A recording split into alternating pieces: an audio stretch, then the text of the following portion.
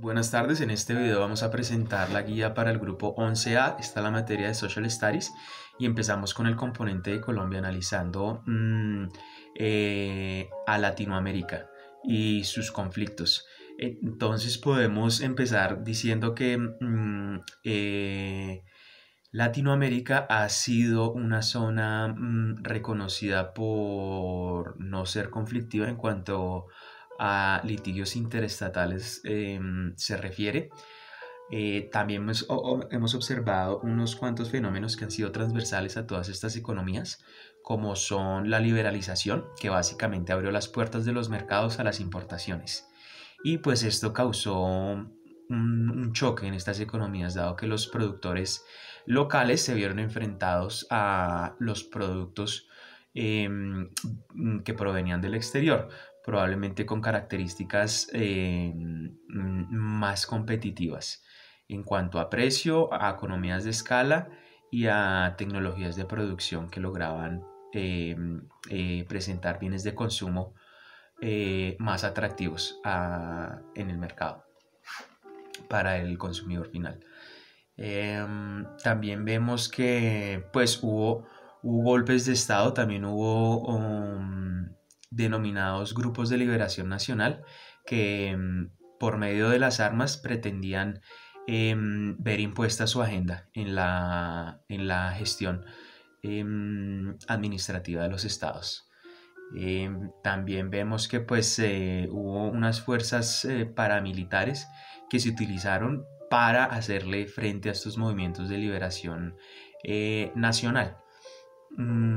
El narcotráfico también es un aspecto transversal a la realidad de estas naciones, dado que permitió generar recursos en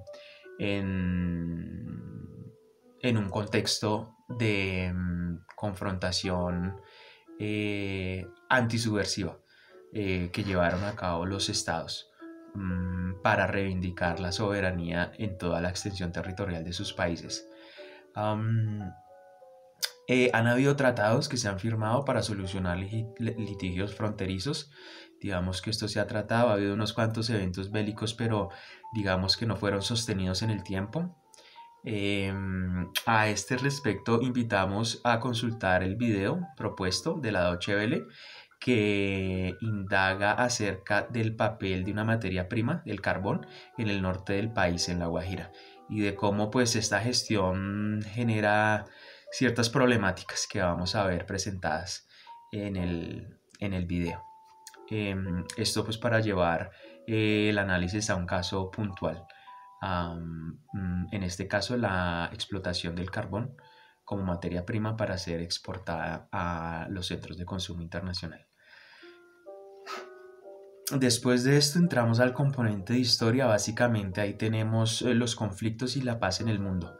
Entonces vemos que estos conflictos básicamente atañen a un problema de comunicación, de lucha por el poder. Es decir, cuando digo comunicación es que no hay una instancia efectiva pertinente para discutir una solución a los problemas.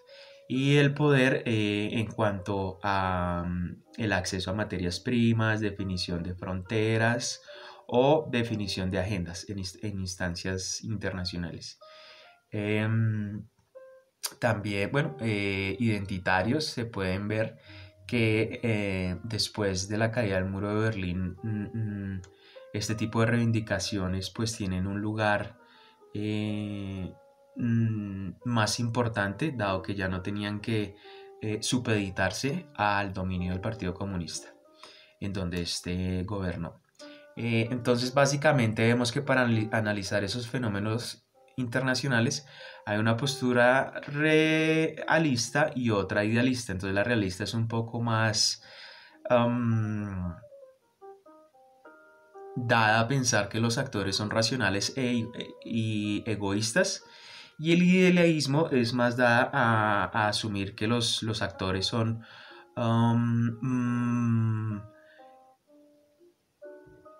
más propensos a generar cooperación y así lograr objetivos comunes por medio de acuerdos y de instancias de discusión. Entonces vemos que en ambas posturas ya hay una visión, digamos, moral, podría decirse, en cuanto atañe al comportamiento de los individuos, de los tomadores de decisiones.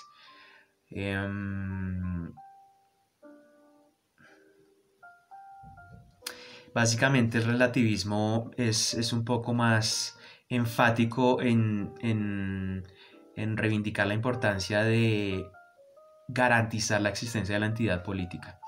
Y el idealismo como que, digamos, no centra en ese punto su análisis.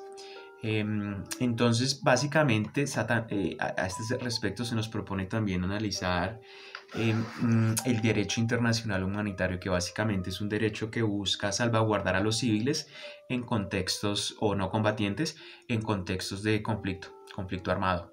Entonces, este derecho internacional humanitario o los esfuerzos alrededor de la definición de este derecho internacional humanitario velan por el principio de proporcionalidad, no darle lugar a los ataques indiscriminados, en donde la mayoría de bajas son civiles, sino más bien en propender por que se eviten este tipo de eventos en los que la población civil pueda estar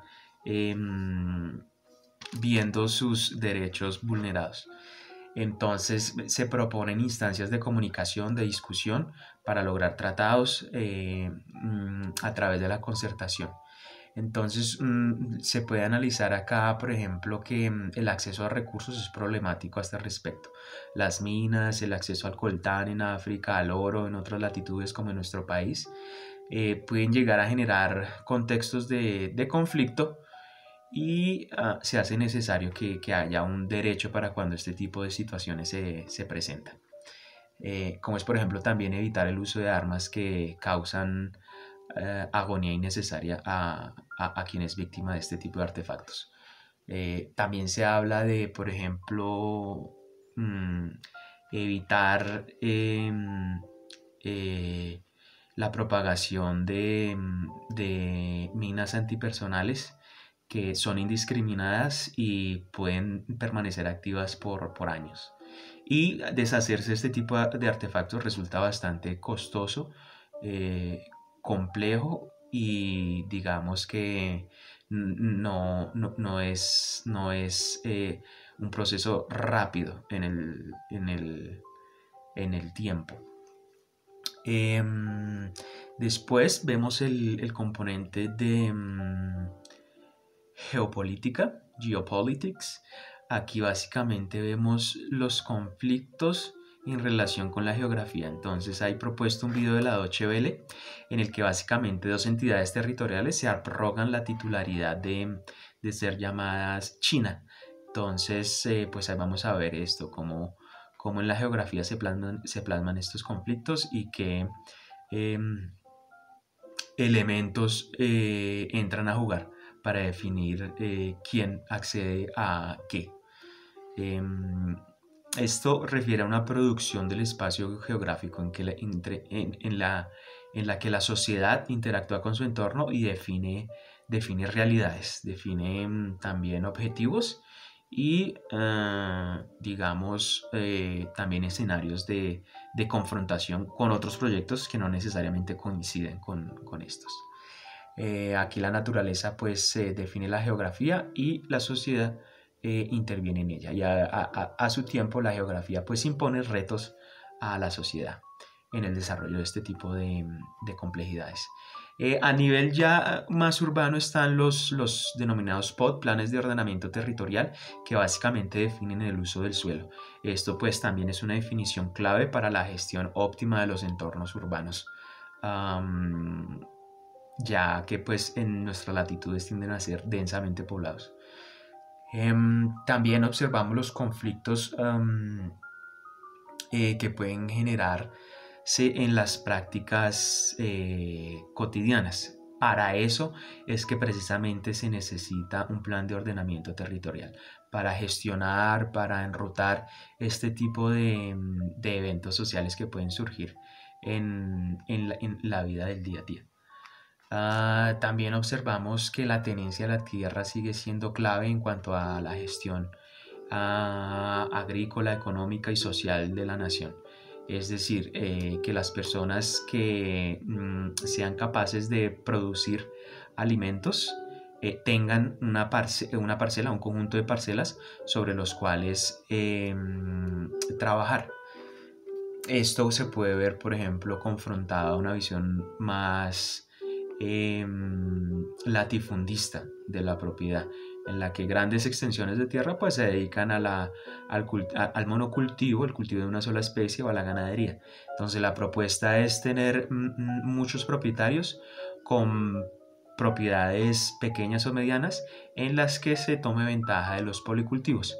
Un ejemplo de esto es cuando se siembra el maíz, el frijol y la calabaza. Entonces básicamente el frijol captura el hidrógeno en la tierra y la calabaza y el maíz se aprovechan de este hidrógeno.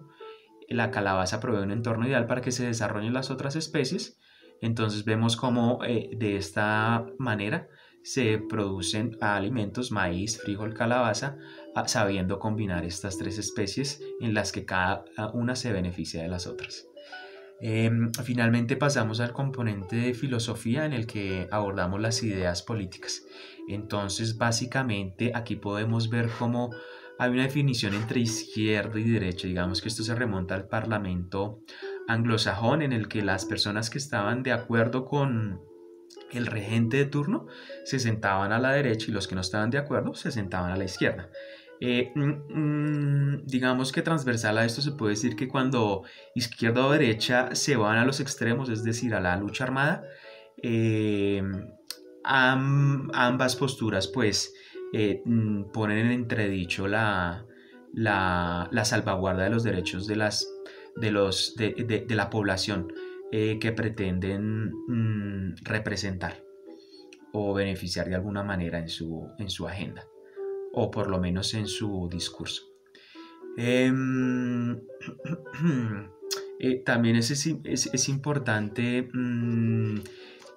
definir que la economía, la visión de la economía y de qué grado de injerencia tiene en ella el Estado y en la sociedad depende, digamos, la circunscripción en que los actores se inscriban. Probablemente un conservador querrá un Estado pequeño que no tenga mayor injerencia en la sociedad, simplemente regule aspectos básicos y comunes, y probablemente una posición más de izquierda quiera obtener cambios más contundentes por medio de técnicas más, podríamos decir, brutales, más revolucionarias, en cuanto que no avalan el sistema imperante y su organización, sino que pretenden declararlo caduco, superarlo y más bien imponer una nueva agenda en la que pues ellos tengan la dirección de la economía y también tengan la capacidad de legislar en torno a aspectos más íntimos de la sociedad que refieren a la libertad de culto, a la familia, entre otras. Entonces vemos cómo esto, digamos, se proyecta en el discurso, pero en la práctica pueden haber posturas que no obedezcan a la teoría. Por ejemplo, en la historia de Colombia se ha presentado el caso que una tendiente reivindica unas cosas, pero finalmente hace otras simplemente para generar réditos políticos o económicos, sin, digamos, ser coherentes con la agenda que pretenden proyectar. Entonces, esto simplemente para repasar los temas que hay en la agenda. Los invito a consultar los videos propuestos en la plataforma. Hay uno del señor Luis Jorge Garay, muy pertinente, para acercarnos al fenómeno de la minería, fenómeno al que nos acercamos reconociéndolo como un sistema socioecológico complejo. No, ni siquiera se acepta como un rubro de la economía, sino como un sistema complejo. También los videos del señor William Ospina, que es un literato que, digamos, nos acerca de una manera más vívida a los fenómenos vividos en nuestro país a través del siglo XX. Por favor, dejen sus comentarios en YouTube o en la plataforma si quieren ver un tema particular desarrollado con mayor profundidad, o si quisieran que tocáramos un tema particular en el desarrollo de nuestras actividades. Entonces simplemente les agradezco por haber visto el video y les deseo que tengan feliz día. Gracias.